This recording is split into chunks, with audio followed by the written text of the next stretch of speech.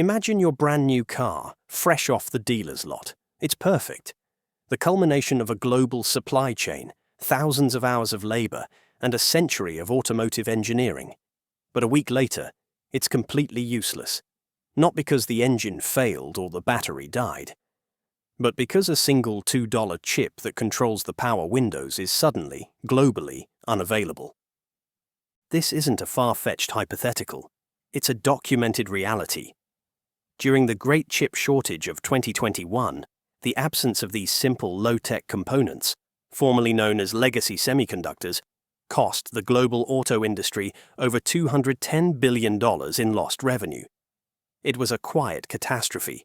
Carmakers, from Detroit to Stuttgart to Toyota City, were forced to slash production of more than 11 million vehicles.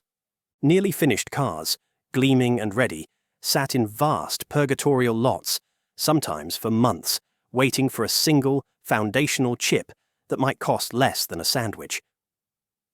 The paralysis was so profound that some manufacturers began shipping vehicles without the promised features, telling customers they'd install the missing components. Eventually, it was a humbling admission of powerlessness. For the past 5 years, the headlines have been dominated by a high-stakes, high-tech war over the future, a battle for 3-nanometer chips, for AI supremacy, for quantum computing. The United States and China are locked in a spectacular, headline-grabbing struggle for the bleeding edge of technology. It's a conflict defined by export controls, corporate espionage, and dizzying multi-billion-dollar investments in technologies that will shape the 22nd century. But what if the most important battlefield isn't the future, but the present? What if the real war, the one with more immediate and profound consequences for our daily lives, is being fought over the boring chips, the ones that were just a footnote in the pandemic supply chain crisis? This is the story of a different kind of tech war. Not a sprint for innovation, but a marathon of attrition. It's a story about how China, blocked from the cutting edge, has pivoted to a strategy of overwhelming the world with the foundational components that everything else depends on. How is China systematically planning to conquer the world's supply of these ubiquitous, unglamorous, and absolutely critical components? And in doing so, could it gain quiet, pervasive control over the operating system of our entire global economy? To understand this conflict, we first have to understand the weapon. When we talk about legacy chips, we're referring to semiconductors built on older, more established manufacturing processes, typically defined as those using a 28-nanometer process node or larger. To put that scale into perspective, a nanometer is 1/1000th of a meter. The most advanced chips being fought over today are pushing the physical limits of 3-nanometer technology, where individual components are not much larger than a strand of DNA.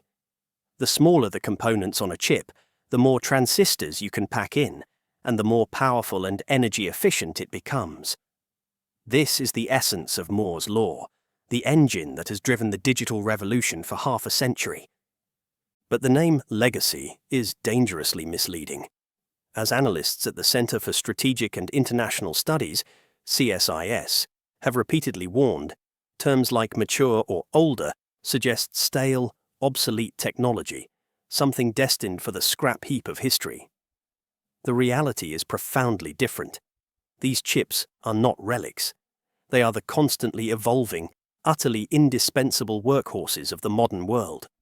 They are constantly being refined and adapted for new applications, and they are destined to remain highly relevant for decades to come. They are the hammers, wrenches, and screwdrivers of the digital age. Not as glamorous as a quantum computer, but you can't build a house without them. These aren't just components, they are the invisible, load-bearing bedrock of modern civilization. Take your car. The average modern vehicle contains between 1,400 and 3,000 individual semiconductor chips. A staggering 95% of those are legacy chips. They are not running a complex AI, but they are performing thousands of critical, unglamorous tasks every second. They manage the flow of electricity from the battery, control the anti-lock braking system, deploy the airbags in a crash, regulate the engine's fuel injection, and run the countless small motors and sensors that operate everything from the power steering to the infotainment display. Without them, a car is just a metal box. It's the same story in our most critical infrastructure. According to a former Department of Commerce official, a stunning 99.5% of the chips essential for the Pentagon's mission-critical defense systems are legacy nodes. The F-35 Lightning II, the most advanced fighter jet in the world, relies on a vast network of these chips. The Aegis missile defense system, which protects naval fleets from ballistic missile attack, is built upon them. Why? Because military systems have development cycles that last decades, and they require components with proven, near-flawless reliability that can endure punishing environments of extreme temperature, moisture, and vibration, a hallmark of automotive-grade legacy chips. And the dependency extends far beyond the military. They are in our homes, our hospitals, and our factories. Medical devices that sustain life, ventilators, pacemakers, defibrillators, and MRI machines all rely on the proven stability of mature node chips. The vast, complex systems that we take for granted, industrial automation, national power grids, and global communications networks, are all built on a foundation of these supposedly rudimentary semiconductors. The 2020 to 2022 global chip shortage was a brutal real-world stress test that revealed our profound and previously unacknowledged dependency. The crisis wasn't caused by a collapse in the supply of cutting-edge 5-nanometer chips for iPhones. It was an overwhelming, cascading shortage of legacy chips. A US Department of Commerce survey in early 2022 found that the most acute shortages were for chips at the 40-nanometer node or larger, technologies that were state-of-the-art in the early 2000s. The effects were catastrophic and felt across every sector. A procurement lead for a major medical technology company stated in a survey, "Initially, we were told we need to issue purchase orders until 2023, but that doesn't seem to be enough to secure supply anymore." The lead times for some of the simplest components stretched to over 52 weeks, a full year. For a simple power management part costing just 30 cents, it could take a year and millions of dollars in engineering costs to approve and qualify a new supplier. The auto industry, the most visible victim, was crippled. Production lead times, normally a predictable 3 to 4 months, skyrocketed to over 10 to 12 months. Some of the world's largest automakers were forced to ship lower-tech vehicles, stripping out features like heated seats, lumbar support, or wireless charging just to get cars out the door. The sight of nearly finished vehicles piling up in massive lots, waiting for a single component that might cost less than a cup of coffee, became a defining image of the pandemic economy. This crisis revealed a crucial disconnect in how the West perceives the semiconductor industry. The public narrative, the political focus, and the bulk of investment are all centered on winning the race for the most valuable chips. The headlines are dominated by high-margin, cutting-edge processors for AI and data centers, a segment responsible for an outsized portion of the industry's revenue growth. But China has realized that the real, systemic power lies in controlling the most numerous and necessary chips. While a high-value AI chip from NVIDIA might sell for thousands of dollars, it represents a tiny fraction of the total wafers produced globally. In 2023, the world sold nearly 1 trillion individual chips. Generative AI chips, despite their massive revenue share, accounted for less than 0.2% of the total silicon wafers used. The overwhelming majority of the volume, the sheer number of units that make the world function, are legacy chips. This is a war of volume, not just value. And it's a war China is determined to win.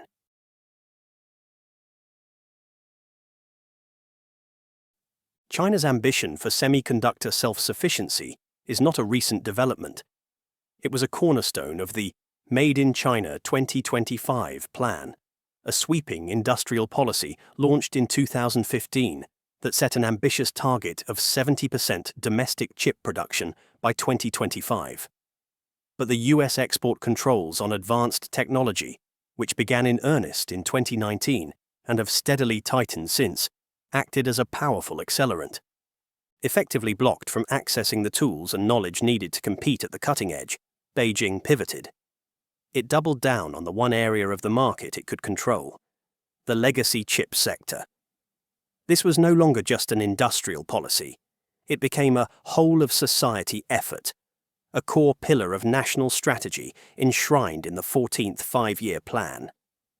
The government began to exert immense pressure on domestic companies, from electric vehicle makers to home appliance giants, to boost their purchases from local chip makers, deliberately engineering a domestic market to accelerate independence from Western imports. The primary weapon in this war of attrition is capital, deployed on a scale that is difficult to comprehend.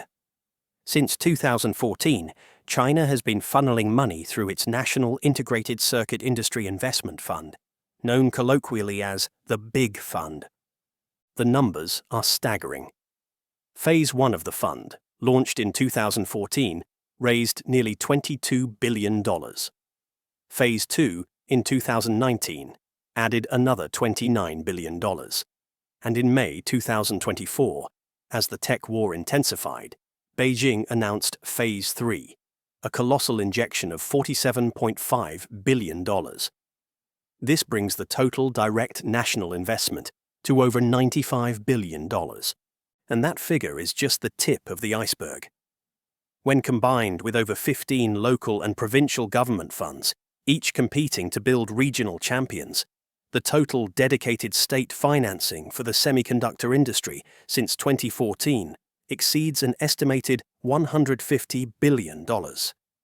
This veritable fire hose of cash has fueled an unprecedented construction boom, with plans for dozens of new fabrication plants, or fabs, all dedicated to churning out mature node chips. This massive build-out is not just about achieving domestic self-sufficiency. The clear and explicit strategy, as multiple analysts and government officials have pointed out, is to create a deliberate, engineered global oversupply. The goal, as one former Commerce Department official bluntly put it, is to flood the market with cheap chips. This isn't a future threat, it's happening right now. In early 2025, China's top foundry, Semiconductor Manufacturing International Corporation, reportedly slashed its prices on its 28-nanometer process by an aggressive 40%. This is a classic price war, a move designed to make it fundamentally impossible for foreign competitors, who have to answer to shareholders and generate profits, to compete. The playbook is brutally effective because it is brutally familiar. China has used the exact same strategy of state-subsidized overcapacity to achieve global dominance in other critical industries. It did it with steel, and it did it with solar panels, driving countless foreign competitors out of business and creating deep strategic supply chain dependencies that it can now leverage. This strategy reveals a deeper, more profound strategic logic. The West, and particularly the United States, operates on the assumption that the winner of the technological race is the one who innovates the fastest. The focus is on creating the next big thing, the revolutionary breakthrough. China's strategy suggests a different path to victory. The winner might be the one who can mass-produce good enough technology at the lowest possible cost. This approach fundamentally undermines the Western business model, which is predicated on continuous, high-cost, high-risk innovation. For the vast majority of the world's electronics, from your toaster to the control systems in a power plant, you don't need a Ferrari engine. A reliable, cheap Toyota engine will do the job just fine, especially if it's half the price. China is not trying to play the same game as the West. It is systematically changing the rules of the game itself. So, why is Beijing willing to spend hundreds of billions of dollars to dominate what is, by all accounts, a low-margin, commoditized market? The answer has very little to do with quarterly profits or shareholder value. It's about raw geopolitical power. Chinese leader Xi Jinping has been remarkably explicit about this goal. In a pivotal 2020 speech, he laid out the strategy with chilling clarity, calling for China to heighten the dependent relationships of international industrial chains on our country, to form a powerful countermeasure and deterrence capability against external parties who artificially cut off supply. This is not a defensive posture. It is, as analysts at the Federation of American Scientists have termed it, a strategy of offensive leverage. It is the deliberate, methodical weaponization of supply chains. What would this leverage look like in practice? Imagine a future geopolitical crisis, perhaps over Taiwan or in the South China Sea. The United States and its allies respond by imposing harsh economic sanctions on China. In this scenario, Beijing doesn't need to fire a single missile. It could simply restrict or halt entirely the export of the specific legacy chips that American and European car factories need to operate. The assembly lines would grind to a halt within weeks. Or it could be more surgical. It could cut off the supply of chips essential for medical devices, creating a healthcare crisis in a rival nation. It could halt exports of components needed for power grid maintenance or telecommunications equipment, threatening to plunge parts of a country into darkness or silence. The ability to selectively paralyze critical sectors of a rival's economy without a single shot being fired is a terrifyingly powerful and asymmetric tool of 21st century statecraft. Beyond the threat of embargo, there is the even more insidious risk of hardware vulnerabilities. If Chinese-made chips produced by state-influenced companies are embedded in everything from our cars and coffee makers to our critical infrastructure and defense systems, it creates countless potential backdoors for espionage, or, in a conflict, outright sabotage. This strategy masterfully flips the script on the current tech war. As it stands, the United States holds the ultimate choke point with its dominance over the most advanced chip design software and the complex manufacturing equipment needed to produce cutting-edge semiconductors. But as a recent CSIS report notes, China's emerging dominance in legacy chips could soon give it its own powerful countervailing leverage to blunt Western containment efforts and retaliate against sanctions. It is a brilliant asymmetric strategy. The US is fighting to control the future of technology. China is positioning itself to control the functioning of the present. The stark reality is that you cannot build the future if the present doesn't work. For Western companies, the economic logic of competing in the legacy chip market is becoming impossible. As China floods the global market with subsidized chips, the profit margins on these components are evaporating, turning a once stable business into a race to the bottom. As Chris Miller, author of the seminal book Chip War, testified before the US Congress, Western firms operate on rational, market-based principles. They carefully assess global supply and demand before committing billions of dollars to build a new fab. But Chinese firms, backed by the deep pockets of the state and driven by political mandates for market share, have a powerful incentive to build new capacity, even if it is obviously unprofitable to do so. This creates a chilling effect on new investment in the West.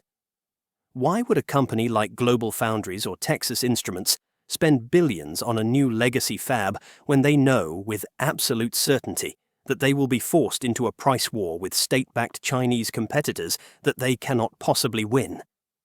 The answer is, they won't. In response to this existential threat, Western firms are not fighting back head-on.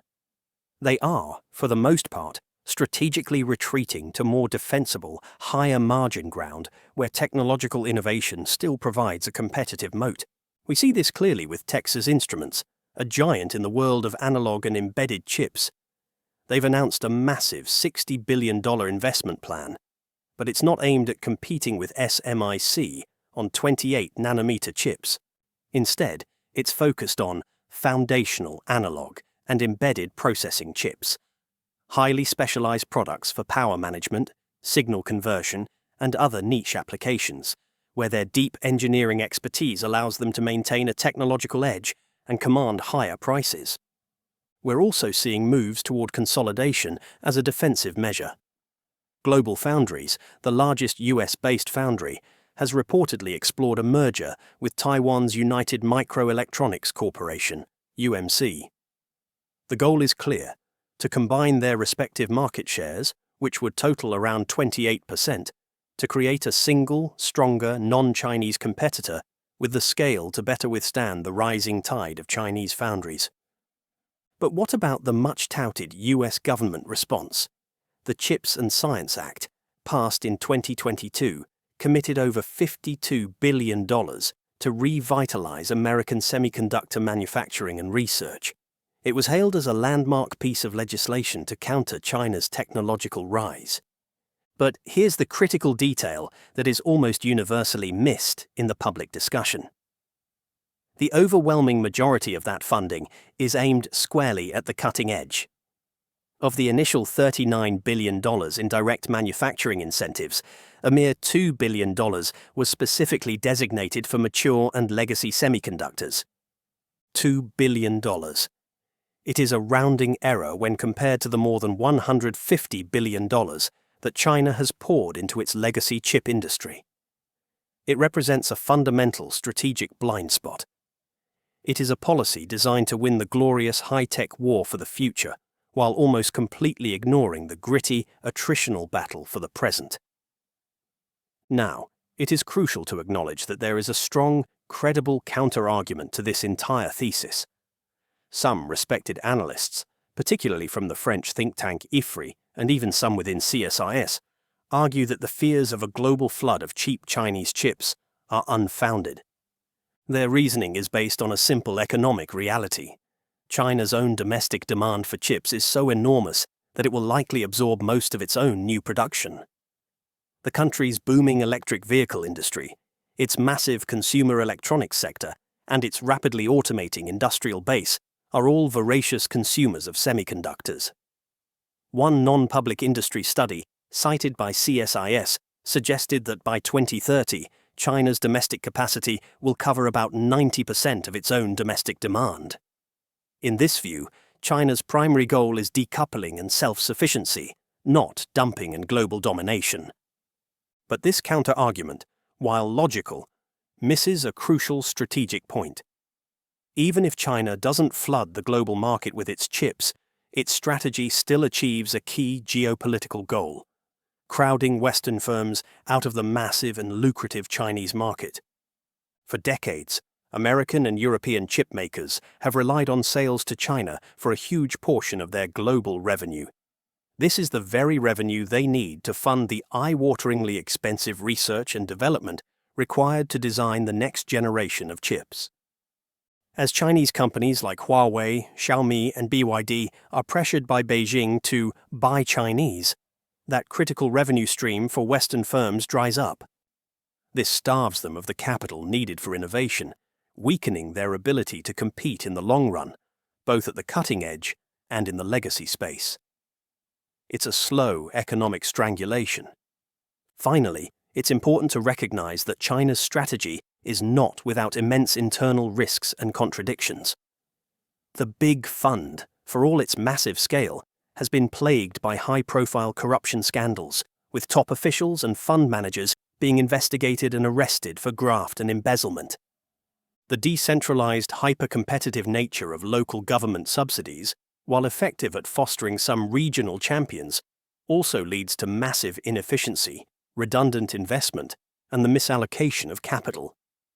It props up legions of zombie firms that are nationally uncompetitive but are kept alive by local protectionism, depressing overall industry profitability. And there's always the risk of severe international blowback.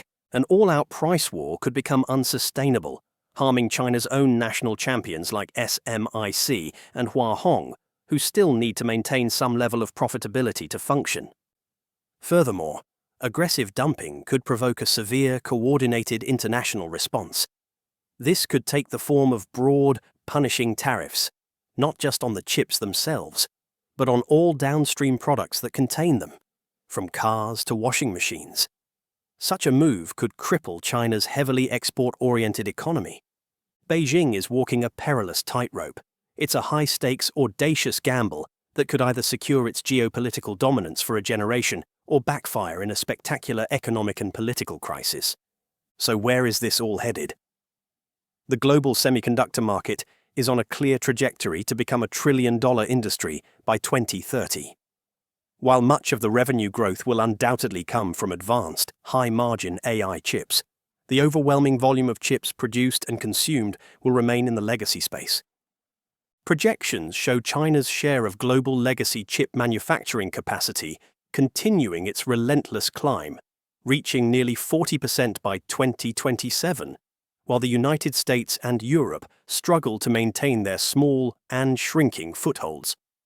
The legacy market itself is forecast to grow at a steady, if modest, compound annual growth rate of around 4.1% through 2034, ensuring its continued relevance and strategic importance. This brings us back to the central, inescapable idea. There are two chip wars being fought simultaneously, on two entirely different battlefields, with two different sets of rules. The first is a spectacular, high-tech sprint for the future. It is a war measured in nanometers and processing power, fought in the pristine cleanrooms of the world's most advanced fabs. The United States is betting its technological future on winning this race. The second is a slow, methodical, grinding economic war of attrition for the present. It's a war fought not with innovation, but with subsidies, overcapacity, and brutal price cuts. And on this battlefield, China is poised for a decisive and perhaps irreversible victory. The ultimate question is, which war matters more? Can you truly win the future if you cede control of the foundational technologies that make the present function? In the coming years, the outcome of this struggle will be determined by three key developments. First, the Western response. Will the United States and the European Union move beyond investigations and reports and impose broad, coordinated tariffs, not just on Chinese chips, but on the cars, appliances, and industrial goods that contain them? Second, watch the Western firms. Can companies like Global Foundries and Texas Instruments successfully pivot to specialized high-value niches, effectively ceding the commodity market to China? Or will they be slowly and inexorably squeezed out of the market entirely by a competitor that doesn't need to make a profit? And finally, watch China itself. Will its high-stakes, high-risk gamble pay off, cementing its status as an indispensable node in the global economy? Or will the internal contradictions of corruption, inefficiency, and unsustainable price wars cause the entire strategy to collapse under its own immense weight?